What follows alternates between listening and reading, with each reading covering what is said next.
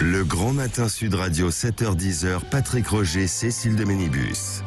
8h16, le petit déjeuner politique ce matin, c'est Nathalie Loiseau, députée européenne, présidente de la sous-commission sécurité-défense et membre d'Horizon. Bonjour Nathalie Loiseau. Bonjour. Le grand flou autour du prochain gouvernement et du Premier ministre. Quelle place pour Édouard Philippe et son parti Horizon dont vous faites partie? Les nouvelles menaces de Poutine, les tirs sur Kiev hier soir, les pénuries en Europe, autant de sujets que nous allons aborder. Commençons donc par l'escalade en Ukraine. Vous étiez à Boutcha près de ça quelques jours. Poutine menace, Biden réplique avec davantage d'argent débloqué, a priori. Hier soir, il y a eu ces tirs, ces bombardements sur un immeuble à Kiev, au moment où il y avait la visite d'Antonio Guterres, le secrétaire général de l'ONU. C'est quoi? Ça correspond à quoi? Une forme de provocation? À l'évidence. On voit aujourd'hui que la Russie n'a pas de parole. On voit aujourd'hui que les choses les plus basiques, le régime de Vladimir Poutine ne les respecte pas. Antonio Guterres est un homme de bonne volonté, qui a commencé son voyage par Moscou, qui arrive à Kiev, alors que la Russie avait indiqué vouloir se concentrer sur l'est de l'Ukraine. 5 missiles qui sont tirés à proximité d'Antonio Guterres, mais surtout sur... Pas sur lui, hein, il n'a pas été visé directement. Bien sûr que non. Mais ça correspond à quoi? Attendez, ce sont des zones résidentielles qui ont été visées. Ce sont des civils qui ont été visés. À Boutcha, où j'étais, ce sont des zones résidentielles. Ce sont des civils qui ont été arrêtés, torturés, violés, des enfants, des bébés, tués, exécutés, des civils. Mais où est-ce qu'on est? Et alors, Vladimir Poutine promet une riposte forte et foudroyante, a-t-il dit, s'il y a une intervention extérieure. C'est une allusion évidemment à l'OTAN et puis à Joe Biden qui veut fournir davantage d'aide. Comment vous l'interprétez, ça? Alors, Vladimir Poutine, depuis le début, n'a qu'une arme, si j'ose dire, c'est l'intimidation. La tentative d'intimidation des populations ukrainiennes, ce que j'ai vu, ce que j'ai ressenti, y compris après la découverte de ces atrocités, c'est que, au contraire, il soude encore la nation ukrainienne contre lui. Il essaye d'intimider l'OTAN. Le résultat, c'est qu'aujourd'hui, la Suède et la Finlande veulent entrer dans l'OTAN. Il n'a pas d'autre discours aujourd'hui que « retenez-moi ou je vais faire un malheur ». Le problème, c'est que le malheur, il est déjà en train de le faire. Le problème, c'est que la guerre qu'il a déclenchée sans raison dans un pays qui ne le menaçait pas. Pour lui, il y avait des raisons, quoi. Oui, mais donc, sans raison, Patrick Roger. Oui. Sans raison. L'Ukraine ne menaçait personne. L'Ukraine n'était pas dans l'OTAN. Ce qui lui était insupportable, c'était que l'Ukraine soit une démocratie. Cette guerre aujourd'hui, ça n'est pas... les Américains soient quand même présents, effectivement, en Ukraine, derrière le régime, en fait, ukrainien, quoi. Mais pas du tout. Mais attendez, c'est pas les Américains, c'est les Européens. Vous allez... Il y avait des Américains. Mais il y avait surtout une envie de rejoindre l'Union européenne. D'ailleurs, on a entendu l'autre jour Vladimir Poutine dire je ne veux pas que l'Ukraine soit le contre-modèle de la Russie. Mais c'est déjà le cas. L'Ukraine a un grand défaut aux yeux de Vladimir Poutine. Elle n'a pas la nostalgie de l'ancienne Union soviétique. Ça tombe bien. Nous non plus. Elle a envie de rejoindre l'Union européenne. En quoi est-ce que c'est une menace de guerre pour Vladimir Poutine? Peut-être pas toute la population ukrainienne. On sait qu'à l'Est, elle était quand même beaucoup plus partagée parce qu'il y a une partie russe. Mais, ce qui est vrai aussi, en partie, quand même. Patrick Roger, j'étais à Mariupol. Les gens de Kharkiv, les gens de Melitopol sont des russophones. Mais vous pouvez être russophone et ne pas avoir envie que votre pays soit envahi, bombardé et détruit par votre voisin. Et c'est ça la réalité de la nation ukrainienne aujourd'hui. Avec quand même ce que veut faire Joe Biden, c'est-à-dire débloquer 33 milliards à peu près d'argent pour des livraisons d'armes, notamment. Alors c'est 20 milliards pour les livraisons d'armes. Voilà, c'est ça. Si j'ai bien entendu ce qu'il disait. C'est ça. Mais est-ce que du coup, il ne rentre pas un peu plus dans une notion en fait de guerre, de conflit, d'aggravation de ce conflit? Alors on va essayer de ne pas perdre la boussole. Celui qui est entré complètement dans une guerre, c'est Vladimir Poutine, c'est la Russie. Avec toutes les atrocités dont nous avons parlé, avec des bombardements. En ce moment, Mariupol, c'est au moins 50 bombardements par nuit. C'est-à-dire que chaque jour, Mariupol subit l'équivalent d'une arme nucléaire tactique. Rendez-vous compte. Ce que fait les États-Unis, effectivement, à un niveau massif qu'ils peuvent se permettre. Ce que font un certain nombre de pays, dont la France, à un autre niveau, ça n'est pas entrer en guerre, nous l'avons dit depuis le début. Nous ne sommes pas en guerre contre la Russie, mais nous défendons un pays, une population qui est soumise à un feu de bombe sans raison, au mépris du droit international. C'est ça la situation. Et est-ce qu'il n'y a pas un nouveau risque en fait d'escalade quand même justement avec ça On ne sait pas ce qu'il y a dans la tête de Vladimir Poutine. Je ne prétendrai jamais être dans la tête de Vladimir Poutine. En revanche, le risque d'escalade, c'est si nous restons les bras croisés. Parce que si vous entendez ce qui se dit par exemple à la télévision officielle russe aujourd'hui, et on sait que les médias russes sont totalement sous contrôle, on vous parle de menacer les États baltes, les États du nord de l'Europe. On vous explique qu'en réalité, si l'agression contre l'Ukraine fonctionne comme Vladimir Poutine l'espère, après, ça continue. Quand vous allez en Ukraine, les gens vous disent en permanence « You are next », vous êtes les prochains. Donc le risque d'escalade, c'est de laisser faire Vladimir Poutine. Mais il y a la menace nucléaire, là, quand même.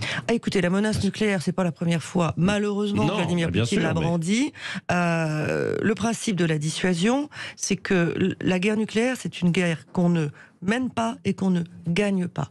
Et ça, tout le monde, y compris les généraux de Vladimir Poutine, y compris son ministre de la Défense, y compris Vladimir Poutine lui-même, le sait. Oui, Nathalie Loiseau, vous, en tant que députée européenne, qu'est-ce que vous attendez après ce qui s'est passé justement hier soir, ce tir de provocation, ces tirs de provocation? Quelle attitude faudrait-il adopter? Moi, j'attends que l'Europe fasse encore davantage pression économique sur la Russie. Nous avons décidé de ne pas entrer en guerre et nous avons raison. Nous avons évidemment comme premier mandat de protéger nos concitoyens. Plus de pression sur la Russie, plus d'aide à l'Ukraine pour que la guerre se termine plus vite. Parce que cette guerre, ça n'est pas une guerre mondiale, mais c'est une guerre qui a des conséquences mondiales. L'Ukraine est le grenier à blé du monde entier, on le sait. Aujourd'hui, vous avez des pays qui risquent d'être en pénurie grave, pas de la faute de l'Ukraine, parce que dans les zones où il n'y a pas de bombardement, vous voyez aujourd'hui les paysans qui cultivent leurs champs, mais de la faute de l'agression russe. Il faut que cette guerre s'arrête pour le bien de tout le monde, et puis on ne peut plus supporter ces morts, ces blessés, ces enfants terrés dans des abris souterrains depuis 60 jours à Mariupol.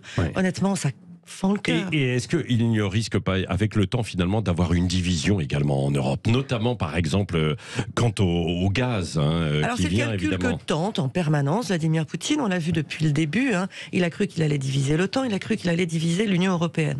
Regardez ce qui s'est passé jusqu'à présent, ce pari-là, il a échoué à chaque fois.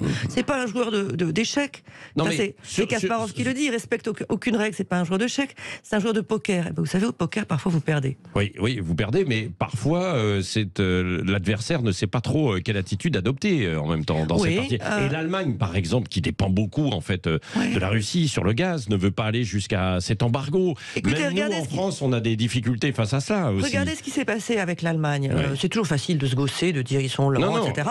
La réalité, c'est que aujourd'hui, l'Allemagne a décidé d'envoyer des véhicules blindés antiaériens en Ukraine. C'est une révolution culturelle pour l'Allemagne. Il faut mesurer le chemin parcouru. Embargo sur le charbon, on y est. Embargo sur le pétrole, je suis assez confiante qu'on y arrive assez vite. Évidemment, moi, je voudrais que ce soit plus rapide. Et c'est toujours lent d'être à 27, mais je suis assez confiante qu'on y arrive assez vite.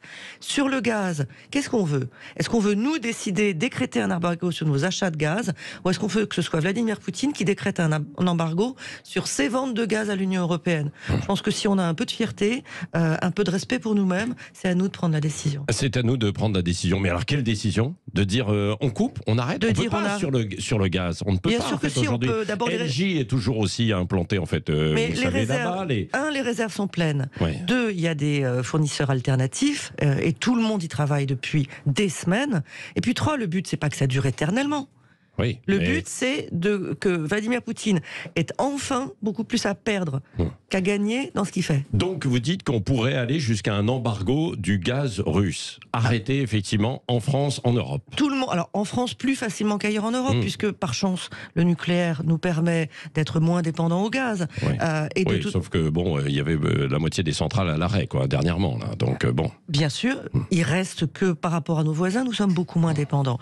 Et un mécanisme de solidarité pour ceux qui sont très dépendants. Si cette solidarité, on a pu la faire pour le Covid, faisons-la pour une guerre, franchement.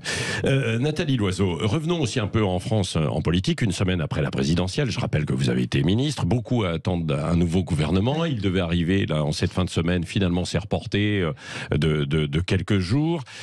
Castex fait durable, si je puis dire. Homme ou femme, au poste de Premier ministre. Pourquoi ça prend du temps, selon vous? Ça prend toujours du temps et Emmanuel Macron prend toujours son temps. Ça n'est pas la première fois que vous, malheureux journalistes, vous attendez que les ministres et surtout les cabinets ministériels attendent et du coup bavassent. Et je connais par cœur ces périodes où vous recueillez des offres de conseillers inoccupés. Bon, j'ai envie de leur dire, faites autre chose. C'est pourquoi? C'est parce qu'ils cherchent une femme et qu'ils ne la trouvent pas? Oh, écoutez, je pense que d'abord, quand on cherche une femme, on la trouve. Parce que des femmes compétentes, il y en a ô combien. Qui est-ce que vous verriez, vous? Parce qu'on a beaucoup parlé d'Elisabeth Borne. Bon, alors, il se trouve que je ne suis pas président de la République et que j'aspire pas à l'être, que je ne suis pas première ministre et que je n'aspire pas à l'être. Donc, je ne vais pas vous dire qui je verrais. Elisabeth Borne, ce serait une bonne première ministre? Écoutez, c'est une bonne ministre. Est-ce qu'elle le souhaite? Est-ce que c'est le souhait du président? En tout cas, on a besoin de quelqu'un, il l'a dit, qui puisse mettre en œuvre son programme et qui puisse notamment s'occuper de l'urgence écologique, dont je regrette qu'on ait si peu parlé pendant la campagne de la présidentielle et dont nos compatriotes savent qu'elle est là et ont envie qu'il y ait un gouvernement qui prenne les choses à bras-le-corps. Oui, c'est ça. Avec l'Europe aussi, puisque vous êtes députée européenne, quand par exemple les décisions sur la voiture se prennent avant tout à Bruxelles. Il y a une dimension européenne, bien sûr, et les deux doivent aller ensemble. C'est pour ça que c'est important aussi que Emmanuel Macron ait une délégation forte au Parlement européen. Je suis heureuse d'en être, pour qu'on puisse avancer du même pas sur des enjeux qui ne savent pas ce que c'est qu'une frontière. Le réchauffement climatique n'est pas au courant qu'il y a des frontières nationales. Non, mais en fait, il y a des frontières pour les taxes. Hein. Ça, on le sait, quoi, quand même, en Europe, quoi, dans beaucoup de choses, quoi. Alors, on n'a pas les mêmes taxes en Allemagne ou en France pour l'achat, par exemple, de voitures, puisqu'on parle de transport. C'est vrai, et vous avez raison. Le principe qui fait que chaque réforme fiscale au niveau européen doit se faire à l'unanimité est un mauvais principe. Oui.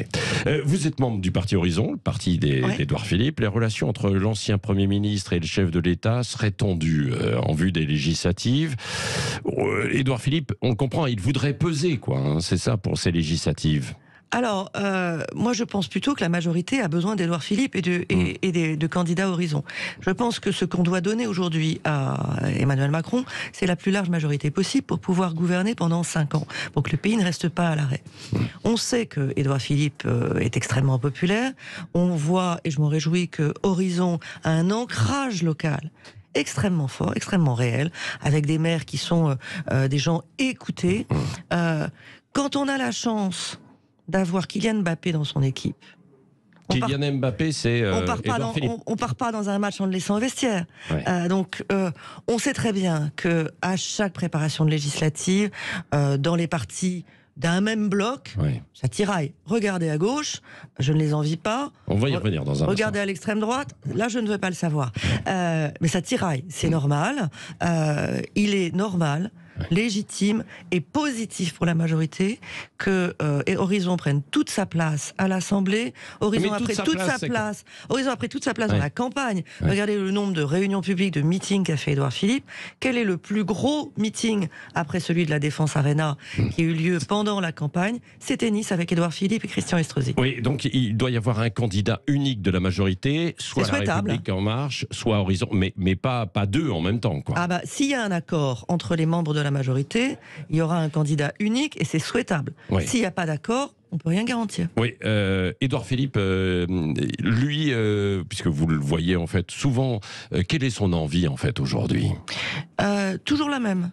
C'est-à-dire d'être utile, d'être constructif. Mais d'être utile où? Dans la majorité. Dans la majorité.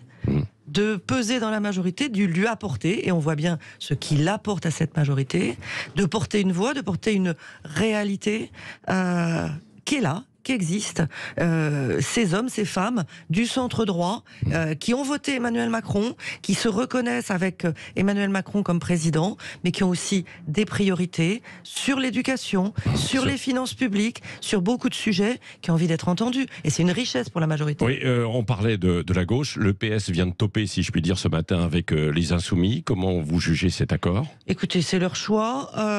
Je n'arrive pas à comprendre qu'un parti socialiste qui est pro-européen top avec un parti d'extrême gauche qui est anti-européen, qu'un PS qui est préoccupé par la situation en Ukraine, j'ai vu Anne Hidalgo, elle est allée à Kiev juste après moi, puis stopper avec un parti qui explique depuis de nombreux... Ce n'est pas vraiment elle, quoi. Hein. Ce sont d'autres membres du PS. D'autres membres du PS, écoutez, j'espère quand même qu'ils ont les mêmes valeurs fondamentales que ce que le PS porte depuis des années. Pour moi, le PS, ça a été Jacques Delors, ça a été Michel Rocard.